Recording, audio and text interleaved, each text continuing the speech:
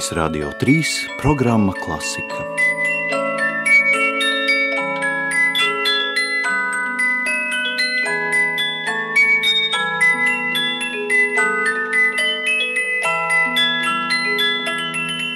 Nāc līdzās ik gadus ar šādu aicinājumu līdzcilvēkiem, ar labdarības akciju un sirsnības un mīļuma pilnu koncertu Nāc līdzās Ziemassvētkos.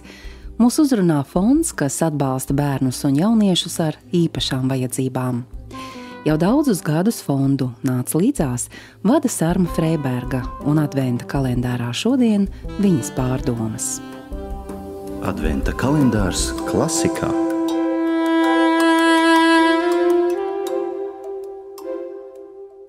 Tā ticība, cerība un mīlestība, tās ir tās trīs pamatlietas, bez kurām cilvēkam būtu ārkārtīgi grūti dzīvot un saskatīt kaut kādu jēgu. Ja kāda no šīm lietām vispār nav, ir jau grūti, bet ja zūd visas trīs, tad ir ļoti grūti.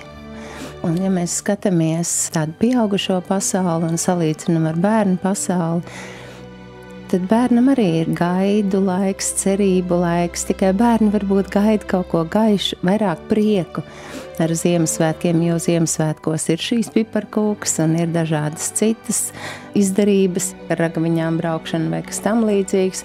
Es arī atceros, ka man bija kādi gadi, varbūt 4, 5, grūti pat pateikt, bet kaut kas ap tādu vecumu, ka es tieši gaidīju tos Ziemassvētku laiku, tad zināju, ka man pie omāmas būs zālē eglīte un ka mēs atkal vilksim ārā tās skaistās mantiņas un svecītes un āboliem liksim vatas piciņas. Un tas bija tas prieks, prieks, tas bija bērna prieks, ka viņi atkal kaut kāds rituāls notiek, kaut kas tāds. Jā, bērni gaida, man liekas, mazliet citādāk, ka prieku viņi gaida.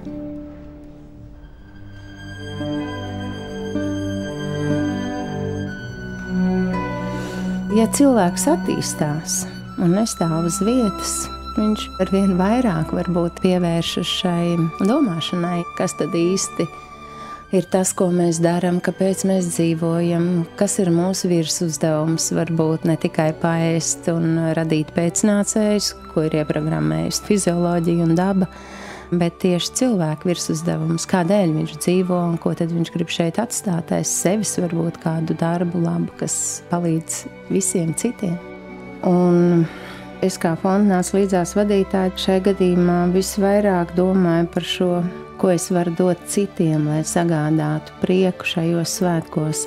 Un tā kā fonds pārsvarā sadarbojas ar cilvēkiem ar īpašām vajadzībām, gan bērniem, gan jauniešiem, gan pieaugušiem, tad mūsu grupa, kur ir faktiski sociāli, viņa ir viss tāda izstumtākā grupa šodien.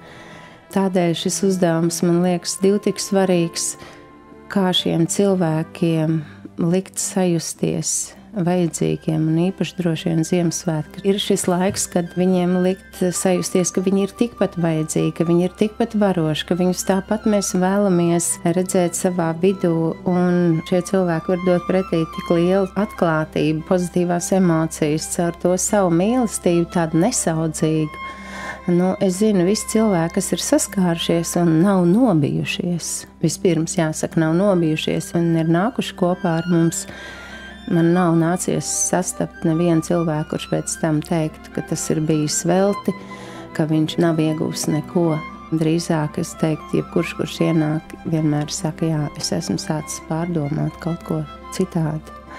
Bet sākums bija vienkārši, kā jau es saku, es tāda taisnības mīlētāja, un man likās, ka šie cilvēki ir tomēr apdalīti tādā ziņā, ka viņi netiek visur tur, kur viņiem vajadzētu kā normālam cilvēkam gan iekļūt, gan piedalīties. Un tas bija 16 gadus atpakaļ, ka viņi vispār nevarēja pat trolejbusā iekāpt un dzīvoja savās skolās meža vidū. Šodien jau ir tomēr, paldies Dievam, kaut kas mainījies. Un tad man kā mākslas cilvēkam, kas bija saistīts ar deju, es sapratu, ka es nevaru uzcelt liftus un neko tādu izdarīt, bet es varu mēģināt caur šo radošo procesu viņus ievest sabiedrībā. Un ko es arī tad darīju? Tas ir izvērties tagad tādā lielā, skaistā notikumā, un ļoti daudziem šiem cilvēkiem, kas piedalās šajā kustībā, es gribētu teikt, Viņu dzīves ir diezgan mainījušās. Gan viņu, gan tuvinieku, respektīvi vecāku, ir ienācis ļoti daudz pozitīvā, to, ko mēs saucam par pozitīvo dzīves fonu.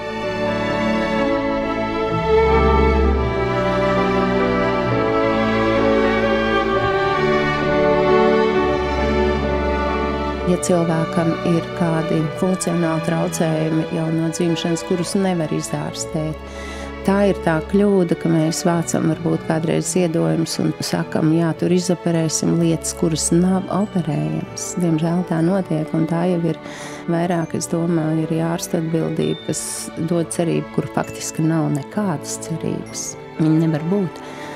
Un tad ir jādomā, ja šim cilvēkam ir šis traucējums, kā viņam ar to sadzīvot un kā viņam šajā situācijā dzīvot maksimāli pilnvērtīgi to dzīvi.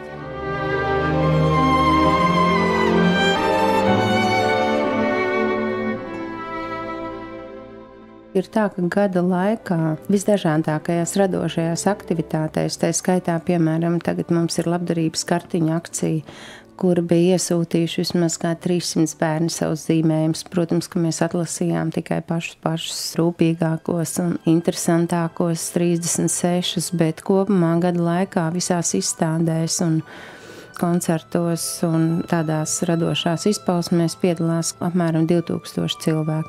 Katram šim dalībniekam praktiski ir vecāki, katram ir skolotāji, cilvēki 5, vismaz, kas iegulda šo darbu viņa atbalstīšanā, un tad, ja mēs pareizinam to ar šiem tuvajiem līdzcilvēkiem, tad tas cipars ir pavisam cits. Un tad ir tāds ļoti, ļoti patīkams gandarījums, jo es jau vairākas reizes kādreiz atpakaļ teikusi, ka tas, ko tu iegūši šādā veidā, tādu gandarījumu nevar atsvērt ne ar ko citu. Un jā, tas mēs nedāvinam mantas, mēs dodam iespēju viņiem izpausties, viņiem apliecināt sevi. Your flight was strong, but your mind a proof. You saw her bathing on the roof, her beauty and the moon over their young. She tied you to a kitchen chair, she broke your trunk and she cut your hair, and from your lips she drove a hallelujah, hallelujah,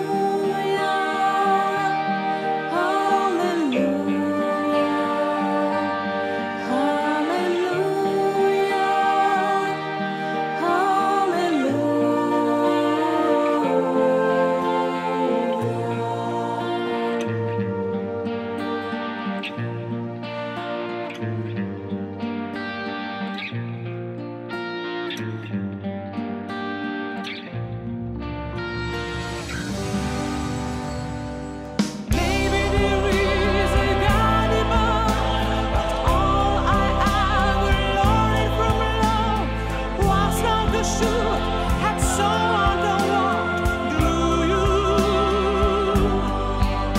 And it's not a cry you can hold at night, it's not somebody to see the light, it's cold and it's a broken hallelujah,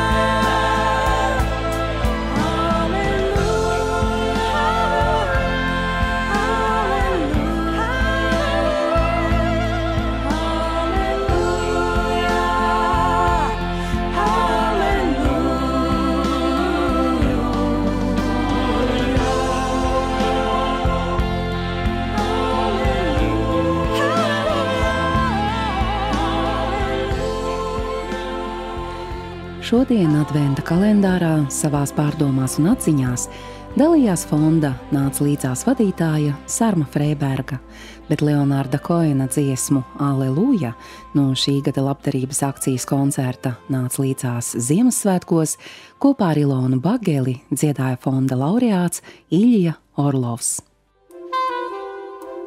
Adventa kalendārs.